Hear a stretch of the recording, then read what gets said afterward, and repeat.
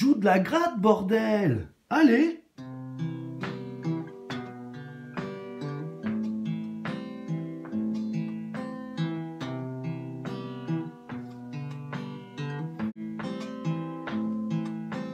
Bienvenue sur Moi Razor Vintage.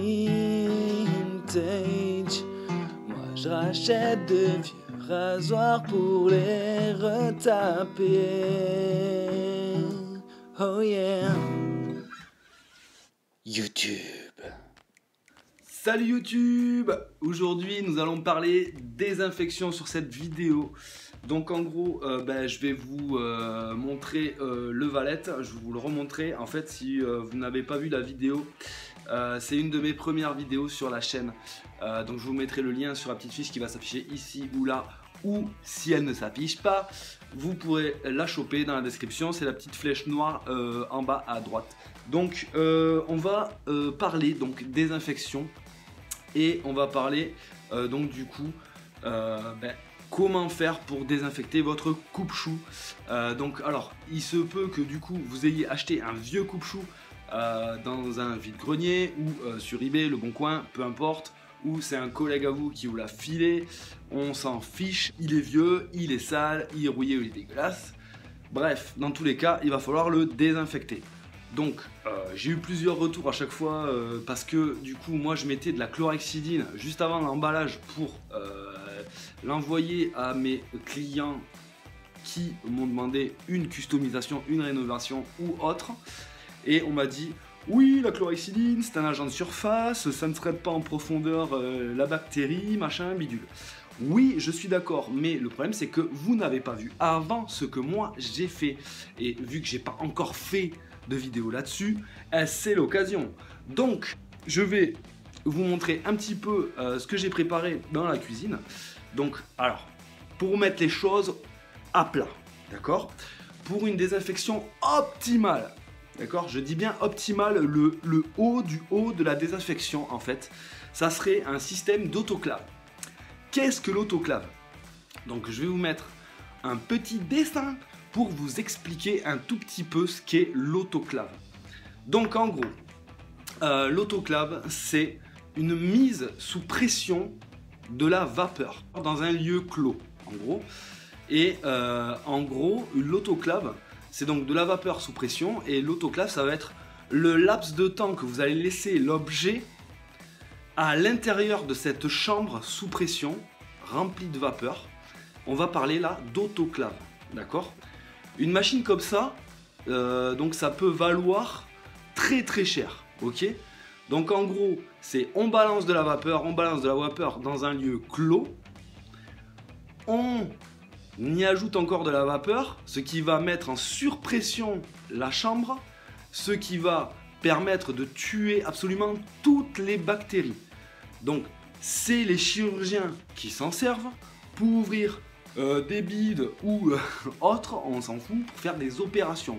Donc ça va valoir le coup si on cherche à se charcuter ou charcuter quelqu'un, voilà, pour pas qu'il chope une infection suite à l'ouverture de la blessure, enfin de la peau on va dire plutôt. Et donc ça va marcher pour les bistouris, les scalpels, tout autre instrument de chirurgie. Mais là nous, en ce cas précis, nous ne sommes pas chirurgiens. On n'est pas parti pour s'ouvrir la tronche.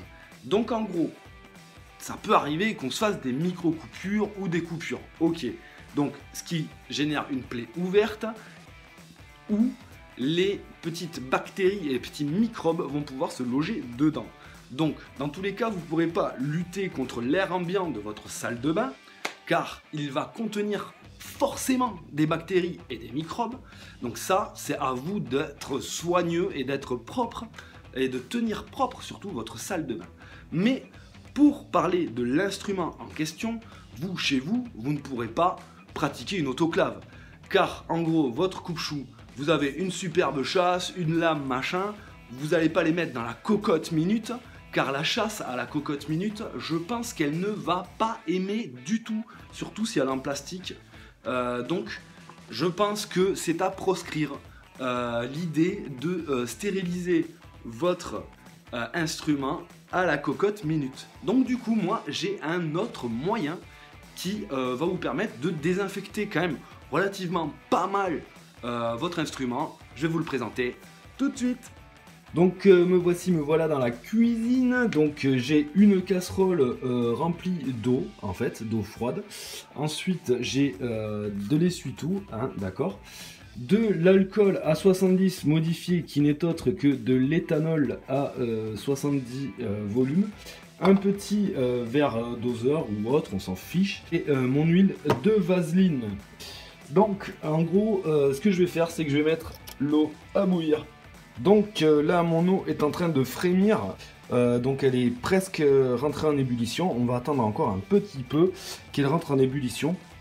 Là, ce que je vais faire du coup en attendant, j'ai décapuchonné mon bidon d'alcool à 70 modifié. Et je vais le verser dans mon verre doseur. Je vais verser la totalité du bignou. Donc j'en ai une bonne rasade. Je vais le poser ici. Ok, pas trop près de la source de chaleur car c'est très inflammable. Je vais le laisser même peut-être là, par ici. Oui, bon, ben, on va le laisser là où il était avant. Donc là, l'eau au bout, hein. Donc en fait, en gros, ce qui nous intéresse, nous, ça va pas être le crochet ni la soie. Ça va vraiment être la lame, vraiment le côté tranchant de la lame. Donc en gros, ce qu'on va faire, c'est qu'on va tremper pendant donc. Hop, je prends un petit chronomètre qui est réglé sur 2 minutes. On va tremper la lame pendant 2 minutes. D'accord? Donc c'est parti. Hop, je la mets. Et j'appuie sur le chrono. 2, 1, 0. Donc là, on est bon. Ok. Hop, je mets sur 0. Donc là en fait l'eau bouillante nous a enlevé certaines bactéries et microbes, mais elle nous a pas tout enlevé en fait, et donc c'est pour ceci que nous allons le tremper dans l'alcool à 70 modifié, ce qui va nous permettre d'enlever le reste des bactéries. Donc en gros, on va refaire 2 minutes dans l'alcool à 70 modifié. Et donc ben, je vous retrouve au terme de ces 2 minutes. 1, 0. Ok. Donc là, on sort sa lame. On l'essuie gentiment avec un essuie-tout propre si possible. Donc il n'est pas stérile, oui d'accord, je le sais, nanani, nanana. Et ensuite, une fois que c'est propre, on met l'huile de vaseline, d'accord, qui va former un film protecteur sur la lame et qui va empêcher que les microbes ne s'y redéposent dessus. Et bien entendu, au préalable, on se lave les mains, les mimines. Il est tout beau, il est désinfecté. Je vous retrouve tout de suite. Donc voilà les amis, je vous ai présenté ma méthode. Donc ma méthode en gros, je récapitule comme d'hab. On fait bouillir de l'eau, on trempe la lame 2 minutes dans l'eau bouillante, ce qui ne va pas enlever toutes les bactéries et les microbes présents sur la lame, mais ça va en enlever quand même une grosse partie, ok. Ça va ouvrir les pores de l'acier en fait, et donc du coup au terme de ces 2 minutes, on va sortir la lame, la sécher gentiment avec un essuie-tout et la tremper dans l'alcool à 70 modifié, donc dans l'éthanol, pendant 2 minutes, ce qui va nous permettre de tuer le reste des bactéries que l'eau bouillante n'aura pas tuées. Donc ensuite on met un film protecteur autour de la lame, surtout si on compte la stocker et ne pas s'en servir pendant un petit moment, grâce à l'huile de vaseline.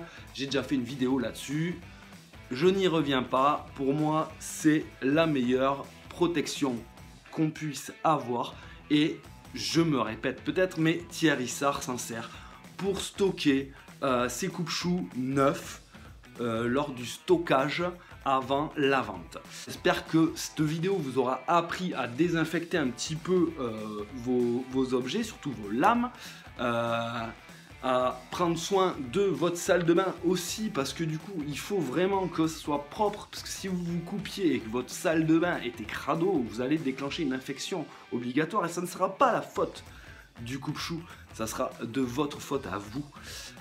Sur ce, écoutez, moi je vais vous laisser, hein. J'espère que cette vidéo vous aura plu. N'oubliez pas de vous abonner, de faire sonner la petite cloche de notification et de mettre des pouces en l'air.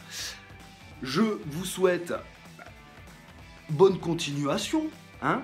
N'oubliez pas de rester toujours bien affûté, hein. Et je vous retrouve pour une prochaine vidéo dans pas trop longtemps. Ciao!